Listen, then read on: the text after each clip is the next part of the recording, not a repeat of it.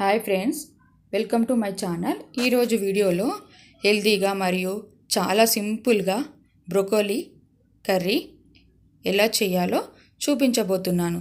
వీడియోలోకి వెళ్ళే ముందు నా ఛానల్ని ఎవరైనా ఫస్ట్ టైం చూస్తున్నట్టయితే ప్లీజ్ సబ్స్క్రైబ్ చేసుకొని లైక్ చేసి అలాగే పక్కనున్న బెల్ ఐకాన్ కూడా క్లిక్ చేయండి.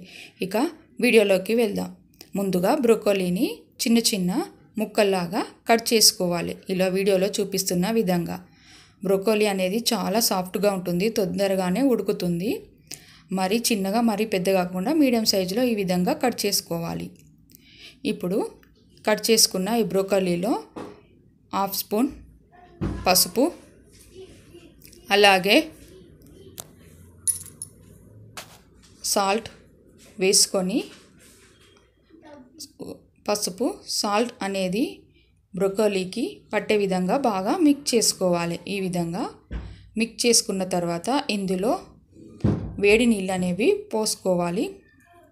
స్టవ్ పైన ఉడికించుకుంటే తొందరగా మెత్తగా అవుతుంది. అలాగే అందుకని ఈ విధంగా నీళ్ళు అనేది వేడి చేసుకొని ఇందులో పోసుకోవాలి. ఇలా పోసుకొని ఒక 10 మినిట్స్ పక్కన పెట్టుకుంటే సరిపోతుంది. ఈ విధంగా అంతా కలిపి పక్కన పెట్టుకోండి.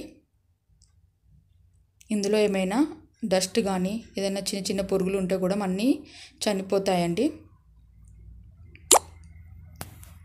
ఈ విధంగా 10 మినిట్స్ తర్వాత వీటిని వాటర్ అంతా వంపేసుకొని ఒక జల్లెడ దానిలో వేసుకోవాలి. ఇప్పుడు స్టవ్ వెలిగించుకొని 2 టేబుల్ స్పూన్స్ ఆఫ్ పుట్నాలు అలాగే 1/2 స్పూన్ జీలకర్ర వేసుకొని లైట్గా వేయించుకోవాలి. ఇలా వేగిన తర్వాత మిక్సీ గిన్నెలోకి తీసుకొని 4-5 వెల్లుల్లి, అలాగే టేస్ట్కి సరిపడా కారము, సరిపడంత ఉప్పు, అలాగే కొద్దిగా ధనియాల పొడి వేసుకొని మెత్తగా పొడిలాగా పట్టుకోవాలి. ఇప్పుడు స్టవ్ వెలిగించుకొని మూకుడు పెట్టుకొని హీట్ అయిన తర్వాత ఆయిల్ వేసుకోవాలి. ఆయిల్లో పోపు దినుసులు, ఆవాలు వేసుకొని ముందుగా వంపి పక్కన పెట్టుకున్న బ్రోకోలీని వేసుకొని ఆయిల్లోనే బాగా ఫ్రై చేసుకోవాలి. ఇది తొందరగానే ఫ్రై అవుతుందండి. బ్రోకోలీ అనేది టేస్ట్ మాత్రం చాలా బాగుంటుంది. ఇలా మూత పెట్టుకొని ఒక 2 మినిట్స్ అనేది మగ్గనివ్వాలి. 2 మినిట్స్ తర్వాత మూత తీసుకొని అంతా ఒకసారి మళ్ళీ మిక్స్ చేసుకొని ఈ విధంగా కలుపుకుంటూ మూత పెట్టుకుంటూ ఒక 5 మినిట్స్ వరకు ఉడికించుకోవాలి. ఈ విధంగా మెత్తగా పొడి పట్టుకొని పెట్టుకోండి. ఇప్పుడు మూత తీసుకొని బ్రోకోలీ అంతా సాఫ్ట్గా ఇలా ఫ్రై అయిన తర్వాత ఇందులో